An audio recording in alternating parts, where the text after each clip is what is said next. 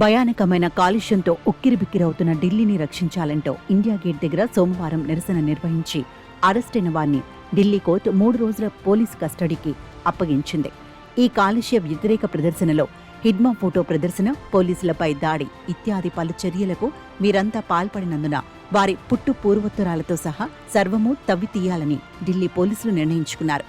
భారత న్యాయ సంహితలో కొత్తగా చేరిన 197వ సెక్షన్ సైతం ప్రయోగించడం ద్వారా హిడ్మా అనుకూల నినాదాలు చేయడమంటే దేశ భద్రత, సమగ్రత, సమైక్యతలకు విఘాతం కలిగించడమేనని పోలీసులు చాటి చెప్పదలిచారు. ఢిల్లీ కాలుష్య తీవ్రతను ఎత్తిపడుతున్న ప్రభుత్వాల వైఫల్యాన్ని ప్రశ్నిస్తున్న నినాదాలు, చిత్రాలు అనేకం ఆ ప్రదర్శనలో ఉన్నప్పటికీ హిడ్మా రేఖాచిత్రం మాత్రమే పాలకులను, పోలీసులను కదిలించింది.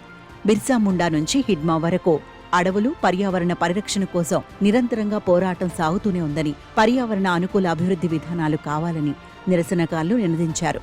కాస్తంత కట్టు తప్పినప్పటికీ కాలుష్యాన్ని నియంత్రించలేని పాలకుల అసమర్థతను ఈ ప్రదర్శన గట్టిగానే ప్రశ్నించింది.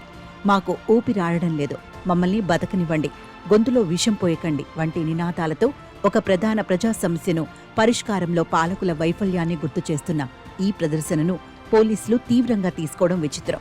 నిరసన కార్యక్రమం హింసాత్మకంగా మారడానికి ఎవరు కారకులన్న ప్రశ్నకు అటు పోలీసులు, ఇటు ప్రదర్శనకారుల దగ్గర కావలసినన్ని జవాబులున్నాయి. ఆరోపణలు, ప్రత్యారోపణలను అటుంచితే ప్రజాగ్రహాన్ని శాంతి భద్రతల సమస్యగా పోలీసులు మార్చివేసిన మాట వాస్తవం. పోలీసులు ఎంత రాక్షసంగా వ్యవహరించారో ఆ దృశ్యాలు తెలియజెబుతాయి. ప్రదర్శనను విచ్ఛిన్నం చేయడంతో సరిపెట్టకుండా అరెస్టులు, నిర్బంధాలు, కఠిన చట్టాలతో దానిని కొనసాగించడం ఆశ్చర్యం కలిగిస్తుంది.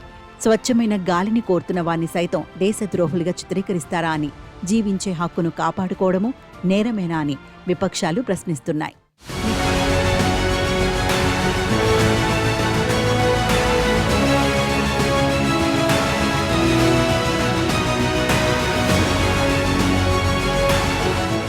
నిత్యం కాలుష్యాన్ని దిగమింగుతున్న ఢిల్లీ వాసుల పక్షాన ఈ యువత వీధుల్లోకి వచ్చింది.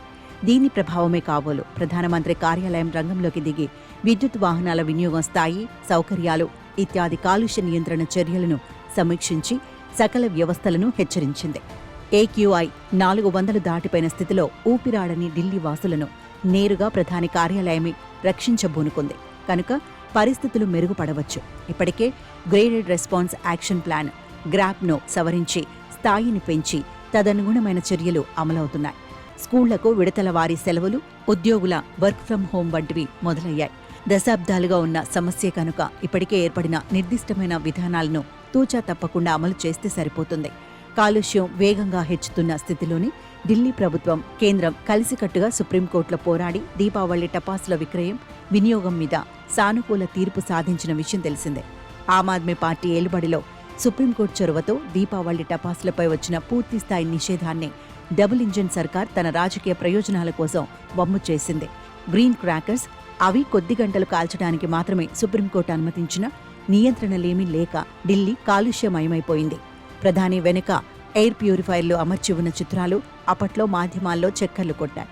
ఆమ్ ఆద్మీ పార్టీ అధికారంలో ఉన్నంతకాలం కాలుష్యాన్ని సైతం రాజకీయంగా వాడుకున్న బీజేపీ నుంచి ఢిల్లీ ప్రజలు శాశ్వత పరిష్కారాలు ఆశిస్తున్నారు. ఢిల్లీలోనే కాదు, ఇరుగు పొరుగు రాష్ట్రాల్లోనూ అదే పార్టీ అధికారంలో ఉన్నందున నేరం నాది కాదంటూ వేరొకరి మీదకు నెట్టేయడం కష్టం. ప్రపంచంలో అత్యంత కాలుష్యమయమైన రాజధానికి కాస్తంత ఆక్సిజన్ అందించటం పాలకుల విధి.